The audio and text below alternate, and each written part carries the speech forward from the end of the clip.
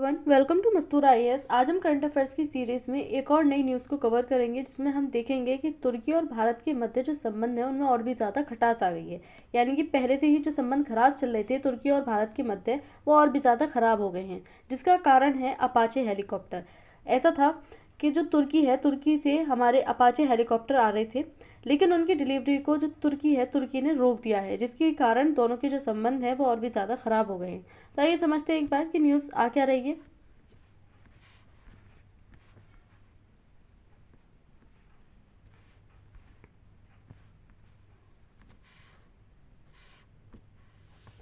तो तुर्की ने भारतीय सेना के अपाचे हेलीकॉप्टरों की डिलीवरी पर रोक लगाई। यानी कि हेलीकॉप्टर आने वाले थे तुर्की से, जिनका नाम है अपाचे, लेकिन तुर्की ने उस पर रोक लगा दी है, भारत में नहीं आने दी है। अपाचे हेलीकॉप्टर इंडिया, तुर्की ने रोकी भारत को AH-64E अपाचे हेलीकॉप्टरों की डिलीवरी। वापस लौटा मालवाहक विमान, जो विमान हमारा लेने गया था हेलीकॉप्टरों को। एर्दोगन ने दिखाया असली रंग। तुर्की ने भारतीय सेना के अपाचे हेलीकॉप्टरों की डिलीवरी को रोक दिया है। तुर्की से हमारे हेलीकॉप्टर आने वाले थे जो कि अपाचे, लेकिन तुर्की ने इन पर रोक लगा दी है। जिससे कि हम देख रहे थे कि भारत और तुर्की के मध्य जो संबंध थे वो पहले से ही खराब चल रहे थे पाकिस्तान वाले मुद्दे को लेकर के। लेकिन अभी जिस प्रकार से तुर्की की प्रतिक्रिया आई है भारत के लिए, भारत के सामान को लेकर के, उससे और भी ज़्यादा संबंध दोनों के खराब होते हुए नजर आ रहे हैं। कूटनीतिक तनाव के बीच अंतिम बैच की आपूर्ति बाधित कर दी गई है। ये अंतिम बैच आ रहा था हेलीकॉप्टरों का अपाचे का, लेकिन इस पर जो है तुर्की ने रोक लगा दी। यहाँ पर अलग अलग न्यूज़पेपर में आर्टिकल छपा है, आप यहाँ पर देख सकते हैं। घटना क्या हुई है, तो तुर्की ने भारतीय सेना के 6AH-64E अपाचे हेलीकॉप्टरों की अंतिम डिलीवरी को बाधित कर दिया है। ये अंतिम डिलीवरी आ रही थी भारत में, लेकिन इसको तुर्की ने रोक दिया। ये हेलीकॉप्टर 2020 के ऑर्डर के तहत भारत को मिलने थे। यानी कि 2020 में ऑर्डर पास हुआ था अपाचे हेलीकॉप्टर को लेकर के, लेकिन अब इसकी लास्ट डिलीवरी थी, यानी कि लास्ट बैच आ रहा था इन हेलीकॉप्टर्स का, लेकिन इस पर जो है तुर्की ने रोक लगा दी। डिलीवरी पहले से ही देरी में थी और अब फिर से विलंब हुआ है। पहले से ही डिलीवरी लेट हो गई है 2020 के ऑर्डर के, अब तक 2025 में ये सामान यानी कि हेलीकॉप्टर जो है भारत में आ रहे हैं। इससे हम देख सकते हैं कि डिलीवरी कितनी लेट है और अब इस पर और भी ज़्यादा विलंब हमें देखने को मिलेगा। अपाचे की मुख्य विशेषताएं क्या क्या हैं, तो यह घातक हथियार प्रणाली है। Hello fire missile, hydra rocket और 30 मिलीमीटर मशीन गन इसमें लगी हुई है। लॉन्गबो रडार इसमें 360 डिग्री में 256 टारगेट ट्रैक करने की इसमें क्षमता है। ये है हमारा अपाचे हेलीकॉप्टर। दिन रात और हर मौसम, यानी कि चाहे दिन हो या रात हो, ये हर मौसम हर टाइम पर कार्य कर सकता है। साथ ही कैसा भी मौसम हो, आंधी का, तूफान का या कितना भी खराब मौसम हो, उसमें भी ये कार्यरत रह सकता है। उच्च सर्वाइवल क्षमता है इसकी, युद्ध में नुकसान सहकर भी ये युद्ध में डटा रह सकता है। तेज गति लगभग 2280 किलोमीटर प्रति घंटा की इसकी अधिकतम गति है। तो इसकी कुछ खासियत है अपाचे की। ये हमारा अपाचे हेलीकॉप्टर AH-64E सबसे ताकतवर हेलीकॉप्टर इसको माना जाता है। दुनिया के सबसे जो मजबूत और अटैक हेलीकॉप्टर माने जाते हैं उनमें अपाचे की गिनती आती है। AH-64E अपाचे हेलीकॉप्टर को दुनिया के सबसे एडवांस हेलीकॉप्टरों में गिना जाता है। इसमें अत्याधुनिक सेंसर, हथियार प्रणाली और नेटवर्किंग तकनीक है।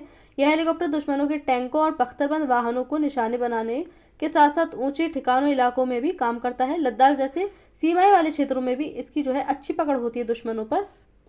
कारण और कूटनीतिक तनाव इससे क्या हो सकते हैं, तो रिपोर्टों के अनुसार, जैसे रिपोर्ट्स आई हैं वहां से, तो भारत तुर्की संबंधों में हालिया तनाव इसका एक कारण माना जा रहा है। पहले से ही जो संबंध खराब चल रहे थे भारत और तुर्की के मध्य, वो और भी अब इस नए मुद्दे से खराब हो जाएंगे। तुर्की द्वारा कुछ तकनीकी या निर्यात अनुमति को इसमें रोकना बताया जा रहा है। यानी कि जो तुर्की की तरफ से कुछ जानकारी मिल रही है वो ये मिल रही है कि तकनीकी और निर्यात की जो कुछ परेशानियां हैं उनके कारण से इसको जो है विलंबित किया गया है, इसको रोक लगाई गई है। अभी ये राजनीतिक कारण है या तकनीकी कारण है, वो आने वाले समय में जैसी रिपोर्ट्स आएंगी उसके बाद ही पता चलेगा।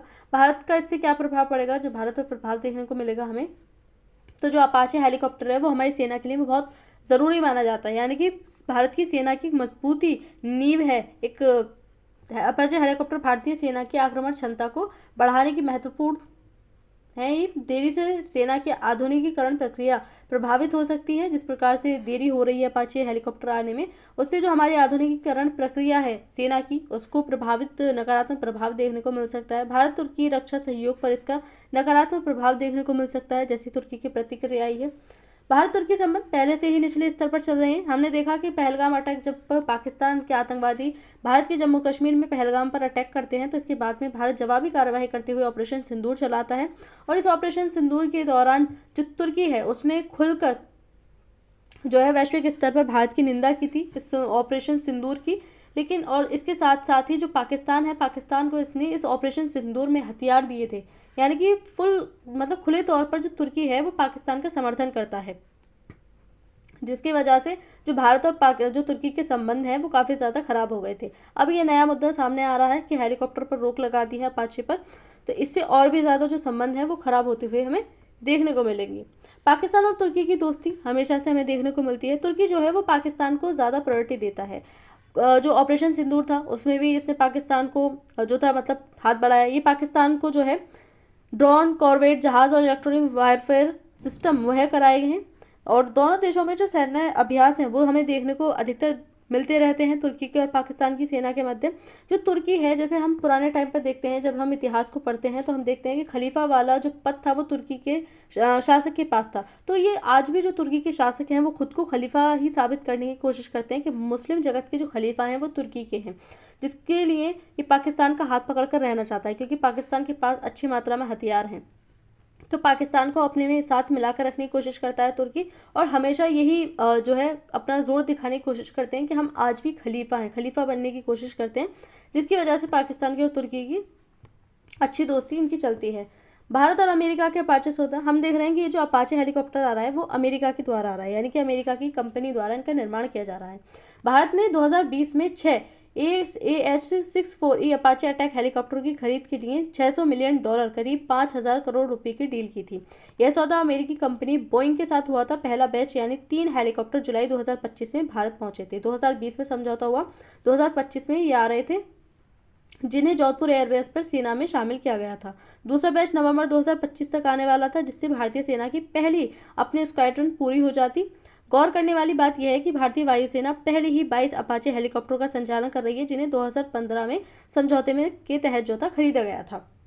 पहले से ही अपाचे थे हमारे पास में। फिर 2020 में अमेरिका के साथ एक और डील हुई, जिसमें अपाचे खरीदने की बात की है। ये लास्ट डिलीवरी हो रही थी, लेकिन तुर्की ने इस पर रोक लगा दी। अब सवाल ये उठता है कि अमेरिका जब इस हेलीकॉप्टर को दे रहा है, यानी कि अमेरिका इसकी डील कर रहा है, तो फिर तुर्की क्यों बीच में आड़ा? तुर्की इसलिए आड़ा क्योंकि जो अपाचे हेलीकॉप्टर का निर्माण हो रहा है उसमें बहुत सारे पार्ट्स अलग अलग देश से निर्मित होते हैं। पूरा जो हेलीकॉप्टर बनकर तैयार होता है वो अमेरिका के द्वारा होता है, लेकिन बहुत सारी चीज़ें अलग अलग देशों से अमेरिका लेकर के इस हेलीकॉप्टर का निर्माण करता है।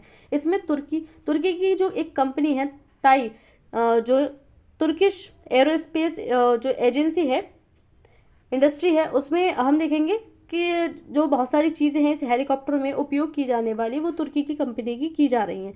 इसीलिए जो बहुत सारे पार्ट्स हैं वो अमेरिका को देगा ही नहीं, या हम कहेंगे कि इस हेलीकॉप्टर पर रोक लगा देगा, जिसकी वजह से ये भारत तक जो इनकी पहुँच है वो नहीं हो पा रही है।